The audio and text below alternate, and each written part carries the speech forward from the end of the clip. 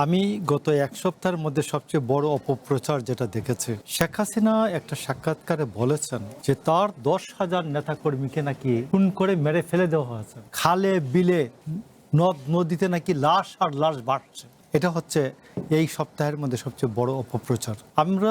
আমি আপনাকে বলি যে এই ভিকটিম গেমটা, আমি ভিকটিম কার্ড খেলাটা আমার খুব পছন্দ না। কারণ আপনি দেখবেন যে খালিদ বিন ওয়ালিদ একেবারে স্পেন পর্যন্ত, ইউরোপ পর্যন্ত গিয়েছেন বিজয় করতে করতে, বিজয়ী হতে। কিন্তু মুসলমানদের যে সৈন্য সংখ্যা শহীদ হয় নাই, মারা যায় নাই তা তো না, কিন্তু ওইখানে কান্নাকাটি করেন নাই।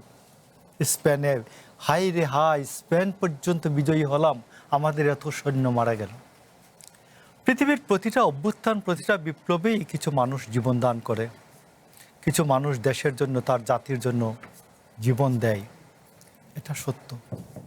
কিন্তু যখন পরাজিত শক্তি যখন মিথ্যাচার করে এবং সেই ইতিহাসকে বিকৃত করে, আপনি বলুন তো, আপনার ক্যামেরার পেছনের লোকজনকে জিজ্ঞেস করেন যে বাংলাদেশে কি গণ অভ্যুত্থান উত্তর পরিস্থিতিতে 10,000 লোক মারা গিয়েছে, 1,000 লোক মারা গিয়েছে?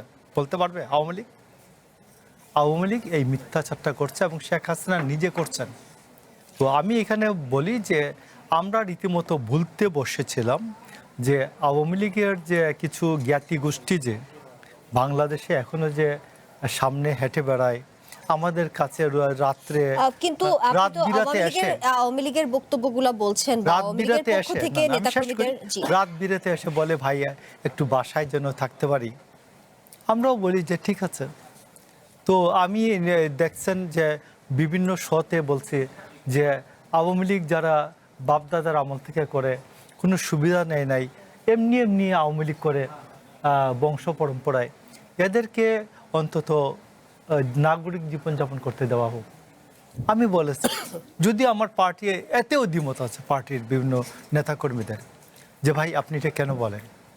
তো আজকে আমি মনে করি যে এই যে নির্দোষ ব্যক্তিগুলো আওয়ামী লীগের যে 2-1% আছে, এইগুলির জীবনকে শেখ হাসিনা বিপন্ন করবেন।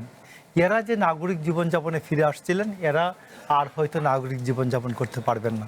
এরা হয়তো জনতার যে রুশের মধ্যে পড়বেন, জনরুশের শিকার হবেন। তো এই জন্য আমি মনে করি যে আজকে এখান থেকে শেখ হাসিনার উদ্দেশ্যে আমি বলতে চাই, আপনার মুখটার কারণে, আপনার মুখের যে বাণীর কারণে আপনি পালিয়ে যেতে বাধ্য হয়েছেন, বিতাড়িত হয়েছেন। এই মুখটা বন্ধ করেন। ওটা দিয়ে যে দুর্গন্ধ বের হচ্ছে, দুজখের দুর্গন্ধ যে বের হয়, এই জাক্কুম ফলের যে দুর্গন্ধ বের হয়, আমরা আপনার এই দুর্গন্ধময় এই দুর্গন্ধ, মুখ নিঃসৃত দুর্গন্ধ আমরা সহ্য করতে পারি না। দয়া করে আপনি থামুন। জি।